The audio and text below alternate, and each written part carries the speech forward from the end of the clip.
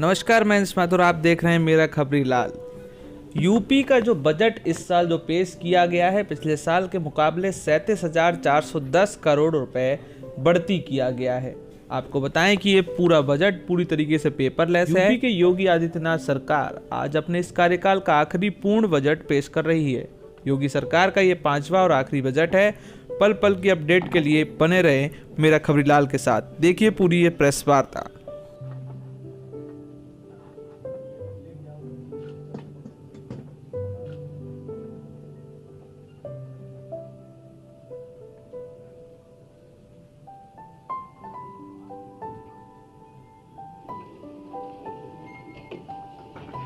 माननीय मुख्यमंत्री जी, मित्रों, मैं आज की इस महत्वपूर्ण पीसी में आप सबका हृदय से अभिनंदन करता हूं।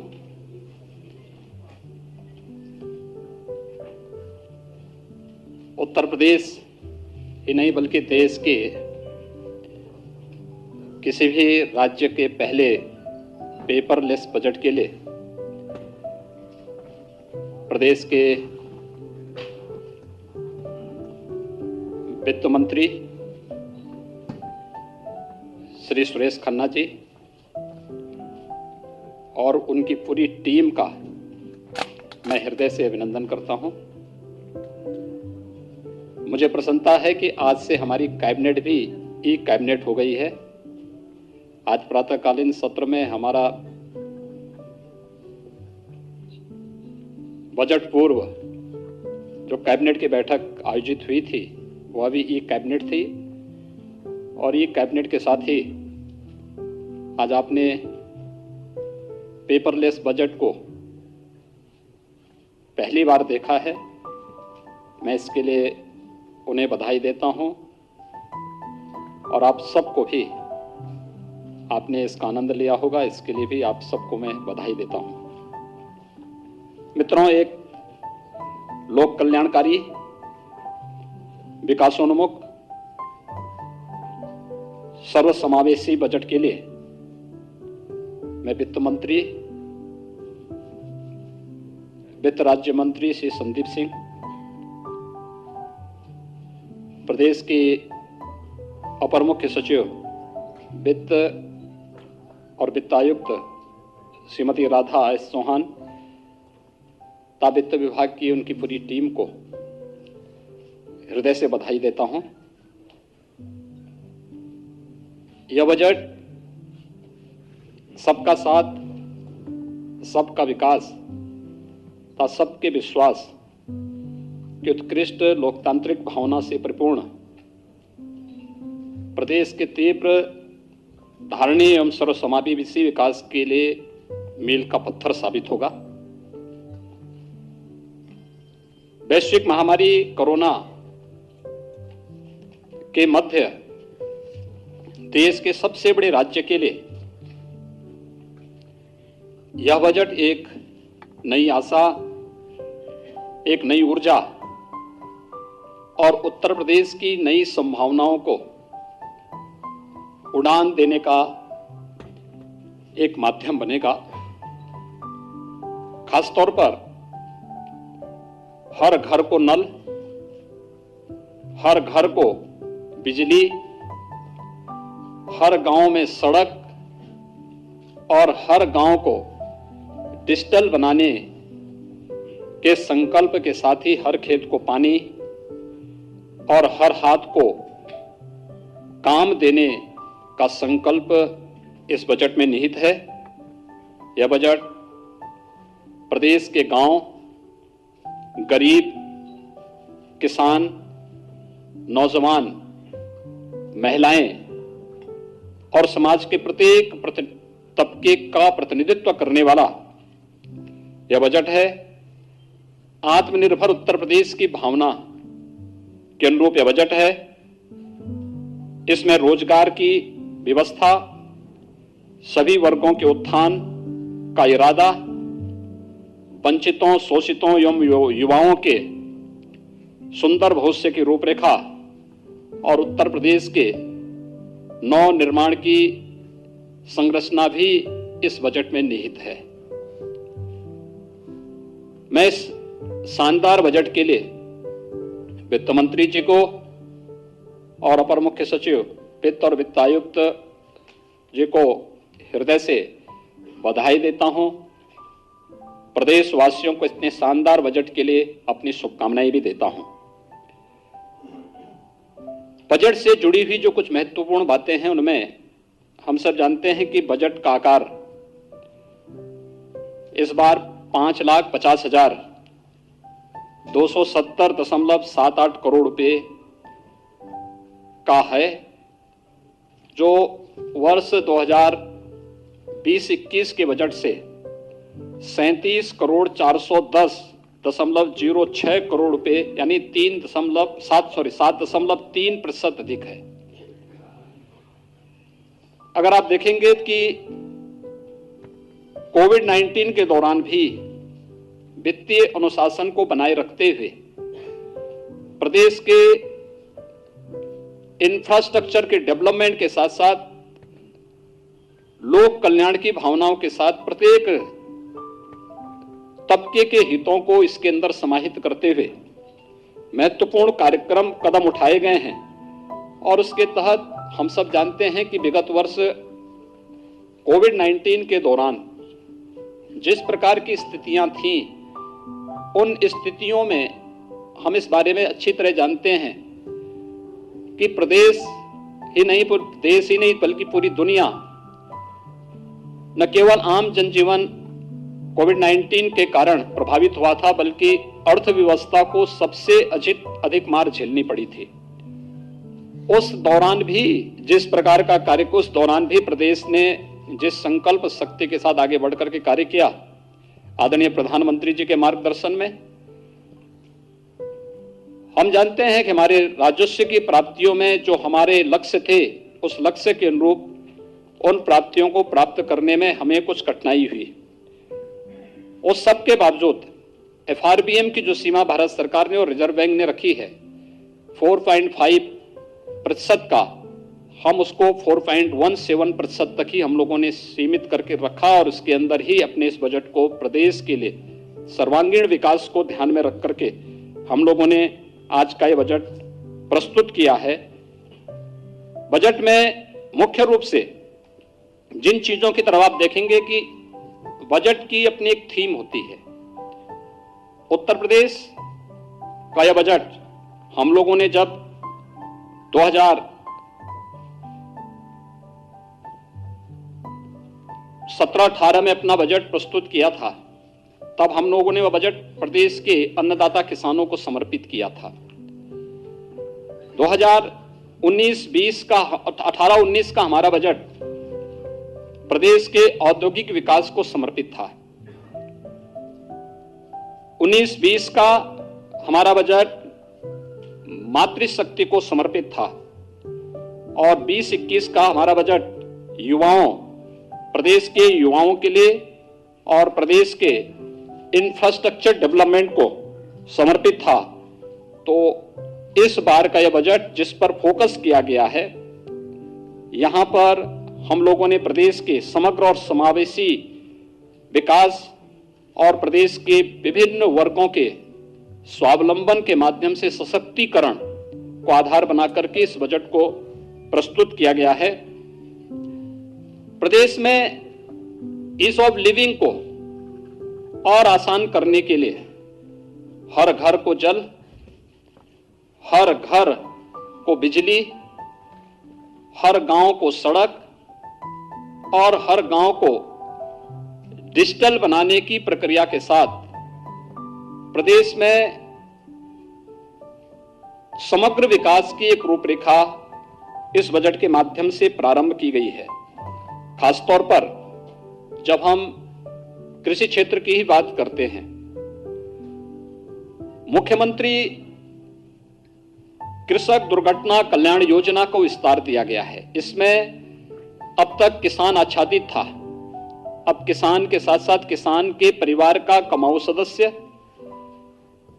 बटाईदार और अन्य लोगों को भी शामिल करते हुए अगर दुर्घटना से किसी ऐसे व्यक्ति की मौत होती है तो 5 लाख रुपए की सहायता इस बीमा योजना के माध्यम से उस किसान परिवार को या उस बटाईदार को या किसान परिवार के सदस्य की दुखद मृत्यु पर स्वतः ही इस योजना से प्राप्त होगी।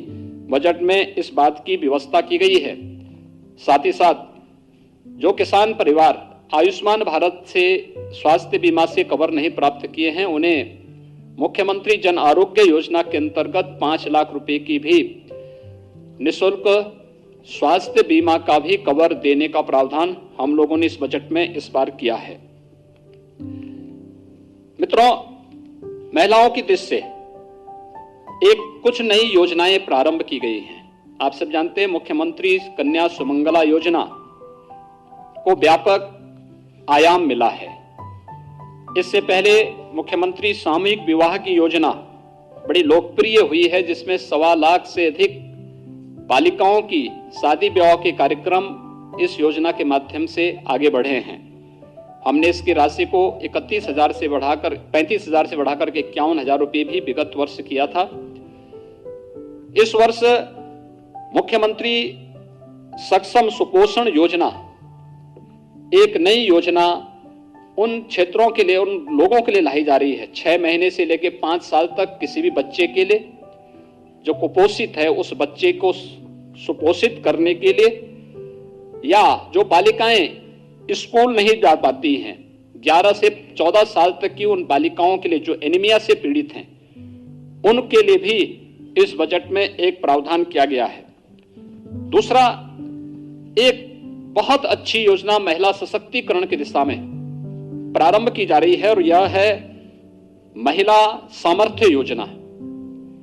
यह महिला सामर्थ्य योजना हम लोगों ने वर्ष 2019 में झांसी बुंदेलखंड में बलेनी मिल्क प्रोड्यूसर का वहां पे प्रारंभ किया था भारत सरकार के सहयोग से।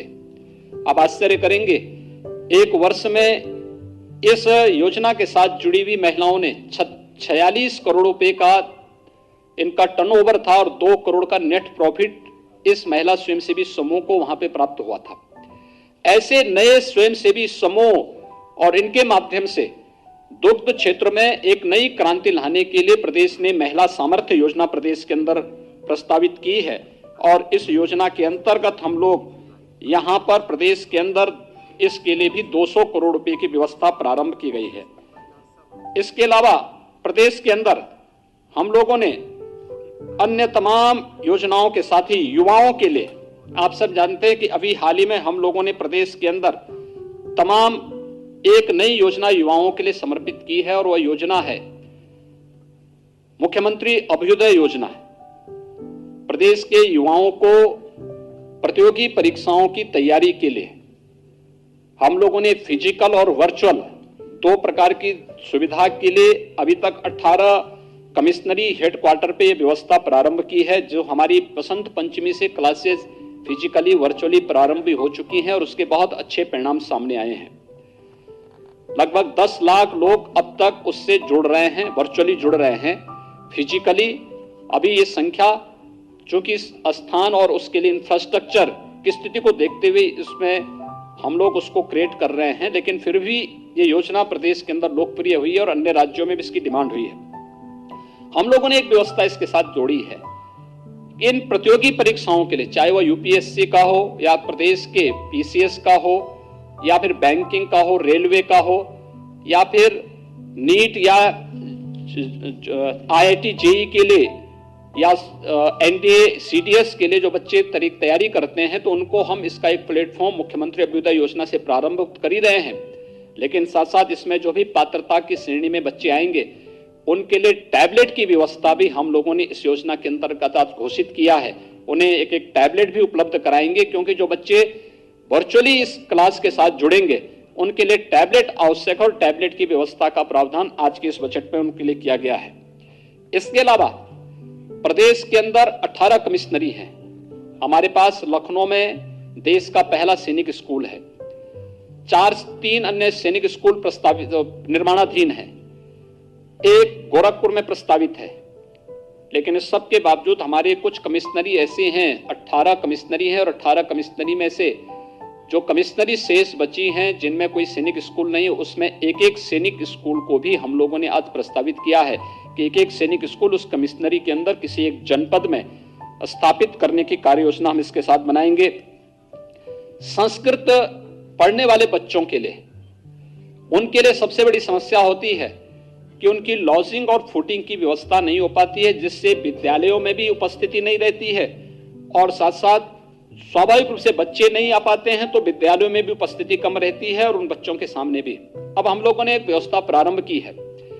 बजट में एक प्रावधान कर दिया गया कि जिन आश्रमों में सुविधा होगी तो गुरुकुल पद्धति से अगर वे लॉजिंग की व्यवस्था करेंगे तो उनकी लॉजिंग और फूडिंग के लिए सरकार इसके लिए व्यवस्था करेगी और इसमें हम गुरुकुल पद्धति को पुनर्जीवित करने के लिए संस्कृत पाठ्यक्रम को और मजबूती से आगे बढ़ाने के उन बच्चों की लॉजिंग और फूडिंग की सुविधा के लिए सरकार इसमें सहयोग करेगी और ये कार्यक्रम आगे बढ़ेंगे।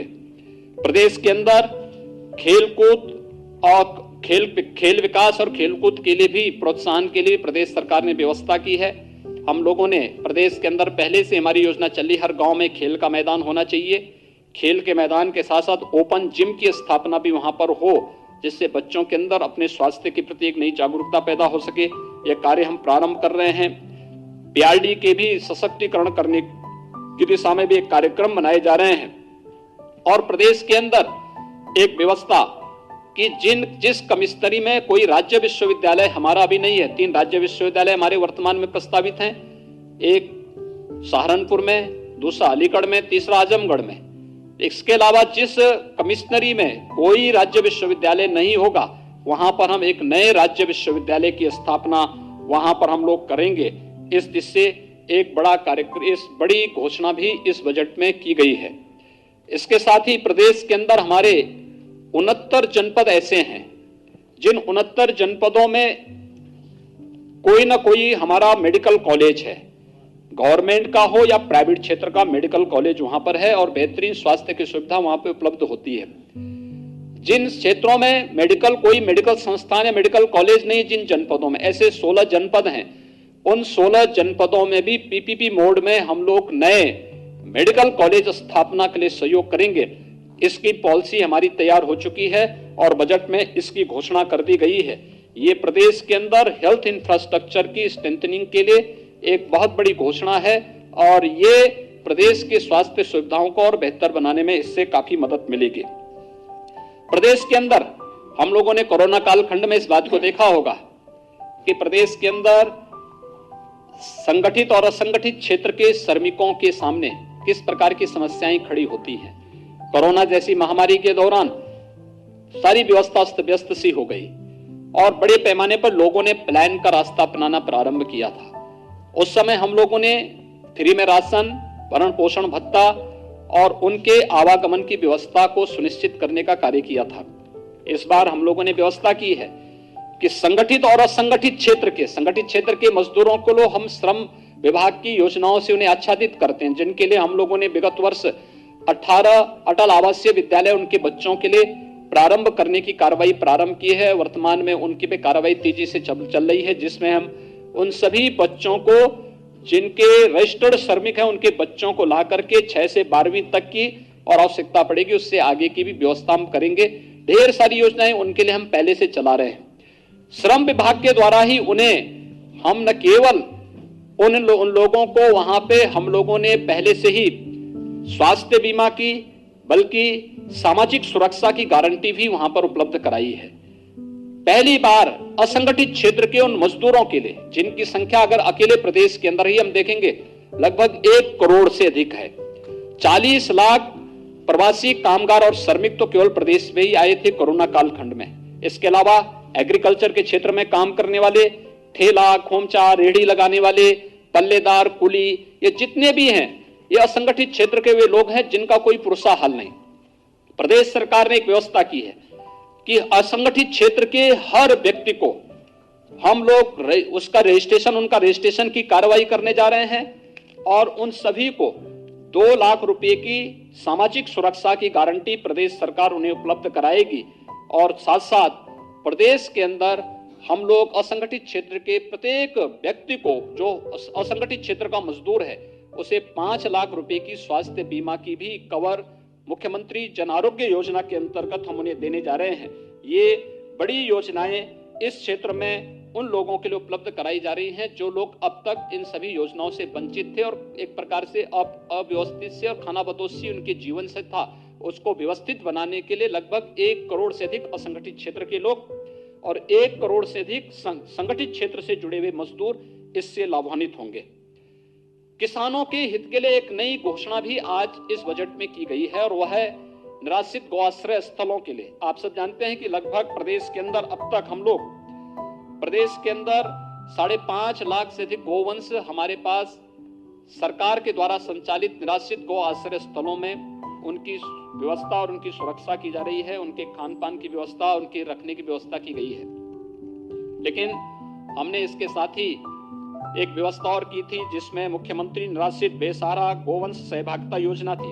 इसमें भी 74,000 गोवंश को हम लोगों ने किसान परिवारों को दिया, जिसमें हम 900 रुपये हर गोवंश उस किसान परिवार को उपलब्ध कराते हैं। लेकिन सरकार ने तय किया है हर न्याय पंचायत स्तर पर भी एक निराश्रित गौ आश्रय स्थल होना चाहिए और इस बार बजट में निराश्रित गौ आश्रय स्थलों की व्यवस्था के लिए भी धनराशि की व्यवस्था की गई है, जिसको हम स्थानीय एनजीओ के माध्यम से उसको संचालित करने का कार्य करवाएंगे।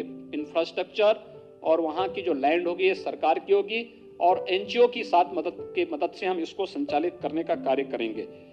इसके साथ ही नगरीय क्षेत्रों में भी हम इस प्रकार की योजना को संचालित करने का कार्य करेंगे और ये कार्य आगे बढ़ने के साथ ही वाराणसी में गोकुल ग्राम की तर्ज पर प्रदेश के अंदर भी हर न्याय पंचायत स्तर पर फिर बाद में इस गोकुल ग्राम के रूप में तर्ज पर इसको आगे बढ़ाने की एक बृहद कार्य योजना को हम आगे बढ़ा रहे हैं। और निराश्रित गोवंश की नस्ल सुधार की दिशा में भी एक नई कार्य योजना की घोषणा आज यहाँ पर की गई है। खुरपका और मुंहपका जैसी बीमारियों से मुक्ति का एक अभियान प्रदेश के अंदर युद्ध स्तर पर चल रहा है। टीकाकरण की कार्रवाई लगभग हम पूर्णता की ओर लेके चल रहे हैं, लेकिन ये एक बड़ी योजना उन लोगों के लिए की गई है। प्रदेश के अंदर व्यापारियों के लिए भी जो 5 लाख रुपए की व्यापारी कल्याण की योजना थी, अधिक से अधिक रजिस्ट्रेशन हो, वह भले जीएसटी देता हो या न देता हो, ये बात का विषय है, लेकिन रजिस्ट्रेशन के साथ साथ उन लोगों का रिटर्न भरने की ट्रेनिंग देने और 10 लाख रुपए तक की कोई दुर्घटना उनके साथ होती है, उस व्यापारी के साथ कोई कैजुअलिटी होती तो उसके परिवार को 10 लाख रुपए की एक कवर प्रदेश ने इसमें उपलब्ध करवाने के कार्य किया और प्रदेश ने इसमें काफी बड़ा कार्य इस दिशा में प्रारंभ किया है। यह एक बड़ा कार्य प्रदेश के अंदर आगे बढ़ाने के लिए किया जा रहा है। प्रदेश के अंदर उन क्षेत्रों में जो दूर दराज के क्षेत्र हैं, वहां पे टेलीमेडिसिन के लिए और टेली कंसल्टेशन के लिए भी पर्याप्त व्यवस्था बजट में इस बार की गई है और इस व्यवस्था के माध्यम से हम लोग काफी बड़े स्तर पर प्रत्येक नागरिक तक बेहतर स्वास्थ्य की सुविधा उपलब्ध कराने में हमें मदद मिलेगी। कुछ नई चीजें जो वास्तव में यहां पर उपलब्ध हो सकती हैं, लखनऊ में हम लोगों ने एक एनआईवी पुणे की तर्ज पर national institute of virology Pune, जो भारत सरकार का संस्थान है और किसी भी प्रकार के वायरस के समय से पहचान करने और फिर उस वायरस के खिलाफ उस प्रकार के वैक्सीन को विकसित करने की दिशा में कार्य किया जा सके, इसके लिए एक उस प्रकार का संस्थान प्रदेश सरकार ने अपने स्तर पर यहाँ पर बनाने की एक कार्य योजना को बजट में दिया है, जिसमें केजीएमयू, सीडीआरआई, एकेटीयू मिलकर के उस प्रकार का एक संस्थान लखनऊ में बनाएंगे, जिससे आने वाले समय में कोविड-19 जैसा कोई अगर वायरस प्रदेश में किसी भी प्रकार का या उत्तर भारत में कहीं भी उसका अटैक होता है तो समय से हम उसकी पहचान कर सकेंगे और उस दिशा से फिर वैक्सीन के निर्माण में भी ये सहायक हो सकेगा। इसके लिए एक बड़ा कार्य यहाँ पर प्रारंभ किया जा रहा है। इसके साथ ही प्रदेश के अंदर हम लोगों ने प्रदेश के अंदर चाहे वह या पूर्व प्रधानमंत्री स्वर्गीय अटल बिहारी वाजपेयी जी के नाम पर चिकित्सा विश्वविद्यालय की स्थापना को हो या प्रदेश के आयुष विश्वविद्यालय का है, प्रदेश के अंदर एक नए हम लोगों ने यहाँ पे विधि विश्वविद्यालय का लॉ यूनिवर्सिटी प्रयागराज में बनाने की कार्रवाई को भी हम लोगों ने इस बजट का हिस्सा बनाया है। तो साथ ही साथ केजीएमयू में institute of virology and infectious disease के साथ ही एक SGPCI के लिए भी एक डायबिटीज रेटिनोपैथी की एक नई घोषणा इस बजट में की गई है, जो स्वास्थ्य क्षेत्र में एक उच्च स्तरीय बेहतरीन सुविधा यहाँ पर उपलब्ध कराने की दिशा में एक नया कार्य यहाँ पर उपलब्ध कराने में काफी मदद करेगा। मित्रों, जल जीवन मिशन हर घर नल पहुंचाने की योजना है। जल जीवन मिशन प्रारंभ होने के समय उत्तर प्रदेश का आच्छादन 2% से कम था और आज इसको हम तेजी से आगे बढ़ा रहे हैं और इसलिए व्यापक कार्य योजना। हमारा यह मानना है कि अगर व्यक्ति को शुद्ध पेयजल उपलब्ध हो जाए तो आधी से अधिक बीमारी उसकी दूर हो जाती है। हम लोगों ने पूर्वी उत्तर प्रदेश में आदरणीय प्रधानमंत्री जी के मार्गदर्शन में, उनकी प्रेरणा से इंसेफेलाइटिस की समस्या का समाधान करने में काफी बड़ी मदद हमें मिली है। इसमें हमारे 2 आधार थे। एक था स्वच्छ भारत अभियान, हर परिवार के पास एक शौचालय उपलब्ध कराना, और दूसरा था शुद्ध पेयजल की आपूर्ति। 38 जनपदों में प्रतिवर्ष 1200 से 1500 जिन बच्चों की मौत होती थी, 1 से 15 वर्ष तक के बच्चों की लगभग 1200 से 1500 मौतें प्रतिवर्ष होती थी। पिछले 4 वर्ष के दौरान अंतर विभागीय समन्वय के माध्यम से हम लोगों ने एक जो प्रयास प्रारंभ किया, उसका परिणाम है बीमारी में 75% नियंत्रण करने और मौत पर 95% तक नियंत्रण करने में हमें सफलता प्राप्त हुई है। एक बड़ी सफलता इसमें प्राप्त हुई है और अब उसी दिशा में नए प्रयास प्रारंभ करने के लिए हर घर नल की इस योजना को भी हम, जिससे प्रदेश के अंदर बुंदेलखंड का क्षेत्र हो, बिंद का क्षेत्र हो, आर्सेनिक, फ्लोराइड या खारा पानी की समस्या से जो क्षेत्र जूझ रहे हैं या जहां पे अन्य समस्याएं हैं, उन सभी को ग्रामीण और शहरी दोनों के लिए लगभग 17,000 करोड़ रुपए की बड़ी व्यवस्था बजट में की गई है, जिससे हर एक व्यक्ति को शुद्ध पेयजल की आपूर्ति हम कर सकेंगे। और केवल योजना लागू ही नहीं होना, बल्कि इस योजना को सस्टेनेबल बनाने के लिए जो इस योजना के साथ जुड़ेगा उसको 10 वर्षों तक उस योजना की देखभाल करने की भी जिम्मेदारी लेनी है। ये इसके साथ जोड़ा जा रहा है, इसलिए एक बड़ा कार्य इसमें ग्रामीण और शहरी क्षेत्रों के साथ इसको जोड़ने का प्रयास प्रारंभ किया गया है। प्रदेश में नगरीय क्षेत्रों का दायरा बढ़ा है। पहले हमारे पास कुल 653 नगर निकाय थे, आज ये बढ़ करके इनकी संख्या लगभग 734 के आसपास इनकी संख्या पहुंच रही है। एक बड़ी संख्या इनकी बढ़ रही है, तो शहरी क्षेत्रों में भी नागरिकों के जीवन स्तर में सुधार करने के लिए 10 स्मार्ट सिटी भारत सरकार ने घोषित की थी राज्य सरकार के साथ मिलकर के। जो 7 अन्य नगर निगम थे उन्हें राज्य सरकार अपने खर्चे पर स्मार्ट सिटी के रूप में डेवलप करने जा रही है और राज्य सरकार के खर्चे पर उनका यहाँ पर विस्तार, उनको स्मार्ट सिटी के रूप में विकसित करने की कार्य योजना प्रदेश सरकार ने यहाँ पे प्रारंभ की है। इसके साथ ही 60 शहर हमारे ऐसे हैं जो अमृत योजना से आच्छादित हैं।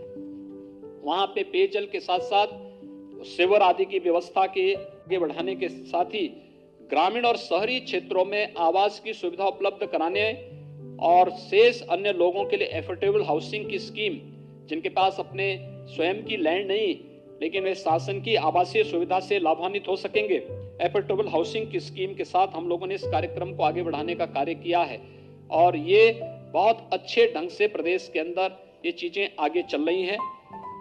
प्रदेश के अंदर हम लोगों ने औद्योगिक विकास के क्षेत्र में ईज ऑफ डूइंग बिजनेस में उत्तर प्रदेश की रैंकिंग में जो सुधार हुआ है, देश ने भी दुनिया ने भी उसको सराहा है। 2016 में उत्तर प्रदेश 14वें स्थान पे था, 2017 में उत्तर प्रदेश 12वें स्थान पर आया और आज उत्तर प्रदेश दूसरे स्थान पर है। ये प्रदेश ने जो रिफॉर्म किए हैं, हम लोगों ने हर एक फील्ड में काफी सुधार किए हैं, जिससे देश के अंदर सबसे अच्छे गंतव्य के रूप में प्रदेश बना है। इस दौरान आपने देखा होगा, देश कोरोना कालखंड के दौरान जब हर जगह अव्यवस्था थी, लोग अपने को नहीं संभाल पा रहे थे, तब हम कोरोना प्रबंधन की बेहतरीन उदाहरण भी प्रस्तुत कर रहे थे इतने बड़े प्रदेश में। लेकिन साथ साथ हम लोगों ने प्रदेश के अंदर बहुत सारे ऐसे उदाहरण भी प्रस्तुत किए जिसमें देश का पहला डिस्प्ले यूनिट उत्तर प्रदेश में आया है और यह चीन से आया है। ये निवेश चीन से उत्तर प्रदेश में आया, जिसमें लगभग 5,000 करोड़ रुपए का निवेश होने जा रहा है। प्रदेश में डाटा सेंटर पार्क की स्थापना के लिए 6,000 करोड़ रुपए की ये कार्य योजना क्रियाशील हो चुकी, यानी इसमें कार्य प्रारंभ हो चुका है।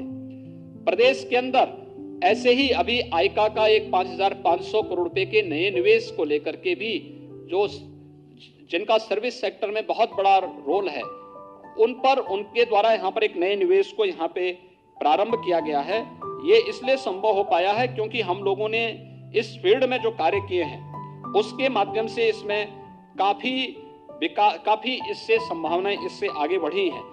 प्रदेश के अंदर हम लोगों ने निवेश की संभावनाओं को आगे बढ़ाने के लिए सुरक्षा का एक माहौल दिया है। अपराध की प्रकृति समय के अनुरूप बदली है और प्रदेश सरकार ने इस चीज को सुनिश्चित किया है। बजट में हमने इसका प्रावधान किया है कि प्रदेश का पहला फॉरेंसिक एक इंस्टीट्यूट यहां पे हम लोग लखनऊ में स्थापित करने जा रहे हैं। इसके साथ ही यहां पे एक सेंटर ऑफ एक्सीलेंस भारत सरकार की मदद से हम लोग यहां पर लखनऊ में ही स्थापित करने जा रहे हैं। प्रदेश के सभी रेंज स्तर पर 18 रेंज है पुलिस के, 18 रेंज स्तर पर 18 फॉरेंसिक लैब जो लेवल 2 और लेवल 3 की हैं, इन्हें वहां पर स्थापित करने के लिए भी हम लोगों ने बजट का प्रावधान किया। तेजी से इस पे कार्य चल रहा है। प्रदेश में 2016-17 तक केवल एक साइबर थाना था। आज हम लोग हर जनपद में साइबर थाना स्थापित करने की कार्रवाई को युद्ध स्तर पर आगे बढ़ा चुके हैं। ये प्रदेश को नए यानी समय के अनुरूप हम लोग प्रदेश के अंदर अपराध और अपराधियों पर अंकुश कसने के लिए उस प्रकार की प्रभावी कार्रवाई कर सकेंगे। ये हम लोगों ने यहाँ व्यवस्था की है। प्रदेश के अंदर सूक्ष्म लघु मध्यम उद्यम प्रदेश में रोजगार सृजन का एक बहुत सशक्त माध्यम है और इस सशक्त माध्यम का उपयोग भी प्रदेश ने किया है और बजट में इसका प्रावधान किया है कि प्रदेश में एक तो बंद पड़ी जो हमारी कताई और स्पिनिंग मिली थी, इनको हम फिर से पीपीपी मोड में चलाने और अन्य तरीके से इनके लिए हम लोगों ने एक कार्य योजना के लिए बजट में इसका प्रावधान किया है। प्रदेश साथ ही साथ प्रदेश के अंदर हम लोगों ने ओडीओपी की योजना को, जो देश के अंदर एक लोकप्रिय योजना बनी है, इस योजना को प्रोत्साहित करने के लिए भी हम लोगों ने बजट में इसका प्रावधान किया है। और साथ साथ प्रदेश के अंदर एमएसएमई सेक्टर में उद्योग लगाने के लिए 1000 दिनों तक आपको किसी भी प्रकार की कोई भी लाइसेंस की आवश्यकता नहीं पड़ेगी। आप जाइए, अपना यूनिट लगाइए और 1000 दिन के अंदर बाकी औपचारिकताओं को आप पूर्ण करिए। ऐसा नहीं कि लाइसेंस के अभाव में या एनओसी के अभाव में आप अपना कार्य नहीं कर पा रहे हैं। एमएसएमई को इससे हमने मुक्त करते हुए और उसमें अन्य जो रिफॉर्म करने थे, ये भी रिफॉर्म करने वाला उत्तर प्रदेश पहला राज्य है और उस दिशा में तेजी से विकास करने के साथ ही प्रदेश में जो भी इस क्षेत्र में युवा कार्य करना चाहते हैं, ऐसे युवाओं के लिए मुख्यमंत्री युवा रोजगार योजना के अंतर्गत भी धन की व्यवस्था हम लोगों ने बजट में प्रावधानित की है। प्रदेश के अंदर इंफ्रास्ट्रक्चर डेवलपमेंट के लिए आप सब जानते हैं पूर्वांचल एक्सप्रेसवे, हमारा इस पर विकास ये कार्य लगभग 80% पूर्ण होने जा रहा है। इसी प्रकार से बुंदेलखंड एक्सप्रेसवे, इस पर लगभग 50% का कार्य हमारा पूर्ण हो चुका है। गोरखपुर लिंक एक्सप्रेसवे लगभग 25% से अधिक कार्य हमारा यहाँ पर तेजी के साथ आगे बढ़ चुका है। बलिया लिंक एक्सप्रेसवे, इसकी कार्य योजना को सरकार ने अपनी सैद्धांतिक मंजूरी दे दी है और अब हम एक नए एक्सप्रेसवे के साथ आगे बढ़ रहे हैं। यह है गंगा एक्सप्रेसवे, मेरठ से प्रयागराज तक। एक बड़े एक्सप्रेसवे के लिए जमीन अधिग्रहण की कार्रवाई के लिए धनराशि की व्यवस्था इस बजट में की जा रही है। इसके साथ ही प्रदेश के अंदर जो अवशेष हमारी इंटर स्टेट या इंटरनेशनल कनेक्टिविटी है, उसको 4 लेन से जोड़ने के लिए भी, हमारे प्रदेश के अंदर जिला मुख्यालयों को 4 लेन से जोड़ने के लिए भी, ग्रामीण क्षेत्र में जिन क्षेत्रों में आज तक कनेक्टिविटी नहीं हो पाई है, उस हर गांव को भी सड़क की कनेक्टिविटी से प्रधानमंत्री सड़क योजना के माध्यम से या फिर प्रदेश सरकार की ही किसी योजना के माध्यम से जोड़ने के लिए भी हम लोगों ने बजट में इसका प्रावधान किया है और हर गांव डिजिटल होगा। आपने देखा होगा हर गांव में ग्राम सचिवालय के निर्माण की कार्रवाई युद्ध स्तर पर प्रदेश के अंदर वर्तमान में चल रही है। कोरोना कालखंड में ही हमने इसे आगे बढ़ाया था। हर एक गांव में कॉमन सर्विस सेंटर बना करके, और कॉमन सर्विस सेंटर में ही अब गांव में ही आय प्रमाण पत्र, मूल निवास प्रमाण पत्र, जाति प्रमाण पत्र ये गांव में ही डिजिटली प्राप्त होगा। इसके साथ ही हर गांव में एक बैंकिंग कॉरेस्पॉन्डेंट सखी, गांव की हर एक महिला को गांव में ही रोजगार मिलेगा और अब बैंकिंग कॉरेस्पॉन्डेंट सखी के रूप में ही गांव में अपनी सेवा दे पाएगी। लोगों को बैंकों तक जाने और बैंकों के सामान्य कामकाज को और समय को बचत करने में एक बहुत निर्णायक भूमिका, क्रांतिकारी निर्णय इस क्षेत्र में एक तो लिया गया है। दूसरा, हर गांव में एक सामुदायिक शौचालय में भी गांव की एक महिला को रोजगार देने के लिए भी कार्य युद्ध स्तर पर प्रारंभ हुआ है। यानी रोजगार सृजन की दिशा में एक बड़ा कार्य इस क्षेत्र में हुआ है। लेकिन साथ ही हम लोगों ने एयर कनेक्टिविटी को भी बेहतर किया है। आप सब जानते हैं एयर कनेक्टिविटी में अयोध्या में हमारा जो एयरपोर्ट है, इंटरनेशनल एयरपोर्ट के रूप में इसे हम डेवलप करने जा रहे हैं और यहाँ की कनेक्टिविटी को बेहतर, यहाँ पर हम लोगों ने एयरपोर्ट के निर्माण की कार्रवाई को युद्ध स्तर पर हमारा एक कार्य चल रहा है। अयोध्या एक एयरपोर्ट के रूप में विकसित होगा। इसको बाद में एक हम लोग इंटरनेशनल एयरपोर्ट के रूप में डेवलप करेंगे। जेवर एयरपोर्ट, पहले वहां पे एक व्यवस्था थी कि वहां पे जो केवल 2 वहां पे एयर स्ट्रिप बनेंगे, लेकिन अब उससे बढ़ा करके 6 तक विस्तार देने के कार्य योजना के लिए धनराशि की व्यवस्था इस बजट में की गई है। जेवर का हमारा एयरपोर्ट एशिया का सबसे बड़ा एयरपोर्ट बनने जा रहा है। वहां पे विकास की उन अनंत संभावनाओं को आगे बढ़ाने को एक नया स्थान उसमें प्राप्त होगा। चाहे वह फिल्म सिटी के कार्यक्रम को आगे बढ़ाने का हो, फिल्म सिटी को वहां पे आगे बढ़ाने का हो, वहां पे एक आईटी सिटी के रूप में उसे डेवलप करने के लिए भी एक नई कार्य योजना के साथ हम लोगों ने वहां पे कार्य प्रारंभ किया है। हम लोगों के इसके अलावा प्रदेश के अंदर कुशीनगर में इंटरनेशनल एयरपोर्ट बन रहा है। वाराणसी और लखनऊ में इंटरनेशनल एयरपोर्ट पर पहले से ही भारत सरकार कार्य कर रही है। लेकिन साथ साथ प्रदेश के अंदर सहारनपुर, मेरठ, अलीगढ़, मुरादाबाद, बरेली और आजमगढ़, चित्रकूट, सोनभद्र, ये सभी क्षेत्र भी एयर कनेक्टिविटी से जुड़ेंगे। और इसके लिए प्रदेश सरकार तेजी के साथ, जितनी तेजी के साथ उत्तर प्रदेश ने इस फील्ड में काम किया है, देश के अंदर अन्य राज्यों में इस प्रकार का कार्य इस दिशा में आगे नहीं बढ़ पाया है, लेकिन उत्तर प्रदेश ने तेजी के साथ इस क्षेत्र को आगे बढ़ाने का कार्य किया है। प्रदेश के अंदर पुलिस के लिए भी इंफ्रास्ट्रक्चर डेवलप करने के लिए, उनके लिए अवस्थापना सुविधाओं के विकास के लिए भी एक बड़ा कार्य प्रदेश ने इस बजट में भी उसकी व्यवस्था की है। और जितनी भी अवस्थापना सुविधाओं का विकास वहां पर होगा, आवासीय सुविधाओं का विकास होगा, इन आवासीय सुविधाओं का विकास महान क्रांतिकारी शहीद रोशन सिंह के नाम पर हर पुलिस लाइन में, हर पुलिस थाना में और हर एक पुलिस चौकी में ये अवस्थापना जो सुविधाओं का विकास, आवासीय सुविधाओं का विकास पुलिस के लिए किया जा रहा है, इन सभी के साथ उनको जोड़ने का कार्य हुआ है। इतने बड़े पैमाने पर ये सुविधाएं यहाँ पर दी जा रही हैं, ये बड़े स्तर पर कार्य हुआ है। लेकिन साथ साथ अपने देश के क्रांतिकारियों और देश के शहीदों के प्रति सम्मान का भाव व्यक्त करने के लिए चौरी चौरा महोत्सव हो, शताब्दी महोत्सव के माध्यम से हर एक क्रांतिकारी स्थल पर, हर एक शहीद स्थली के पुनरुद्धार, सुदृढ़ीकरण और सुंदरीकरण की कार्य योजना को भी प्रदेश सरकार ने अपने बजट का हिस्सा बनाया है। प्रदेश में सर्विस सेक्टर की अनंत संभावनाएं हैं और इसमें रोजगार की भी अनंत संभावनाएं हैं। आपने देखा होगा प्रयागराज कुंभ आपके सामने है।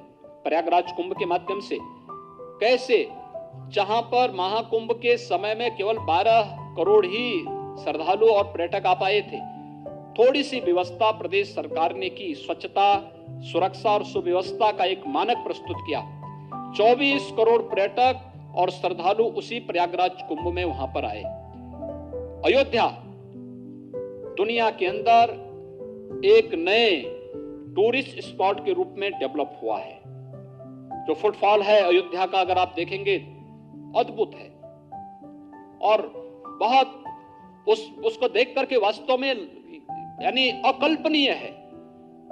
प्रदेश सरकार ने निर्णय लिया है इस फील्ड का बेहतर उपयोग करने के लिए। हमें, हमारे पास व्यापक संभावनाएं इस फील्ड की, और खासतौर पर इस जो रिलीजियस जो हमारे पास टूरिस्ट है या श्रद्धालु है, उसके लिए अयोध्या है, वह काशी है, प्रयागराज है, चित्रकूट है, निमिष है, विंध्यवासिनी धाम है, देवीपाटन धाम है, सुख तीर्थ है। इन सभी के समग्र विकास के साथ, यानी यहाँ पे जनता को बुनियादी सुविधाएं मिल सके और यहाँ पे आस्था का भी सम्मान हो सके, इसके विकास की एक कार्य योजना तो हमने ली ही है। मुख्यमंत्री पर्यटन संवर्धन योजना के अंतर्गत भी हमने पर्याप्त धनराशि की व्यवस्था की है कि प्रदेश के अंदर इको टूरिज्म की जो संभावनाएं, हेरिटेज टूरिज्म के लिए जितनी संभावनाएं हैं, इन सभी को हम आगे बढ़ा सकें।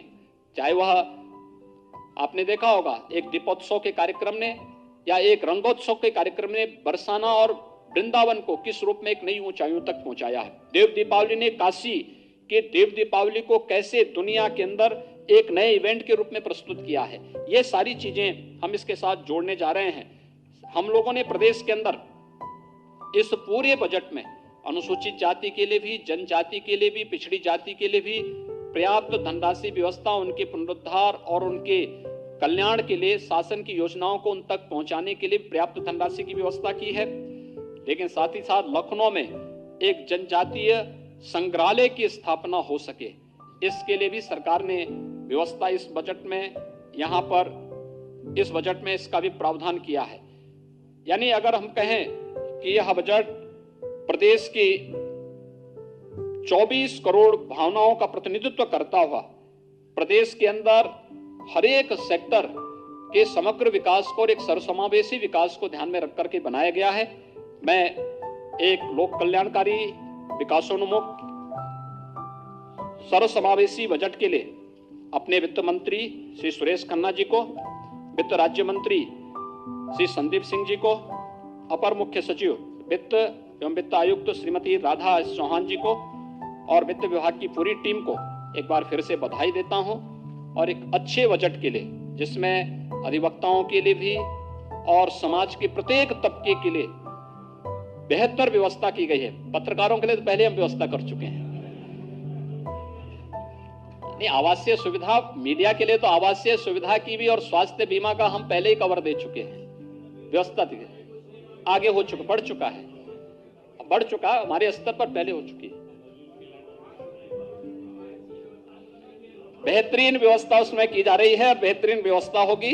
आप सबके सहयोग के लिए एक बार फिर से मैं बहुत बहुत बधाई देता हूं, अपनी शुभकामनाएं देता हूं और विश्वास व्यक्त करता हूं कि बजट प्रदेश के समग्र विकास को और सर्वसमावेशी विकास को एक नई ऊंचाइयों तक पहुंचाएगा। बहुत बहुत धन्यवाद।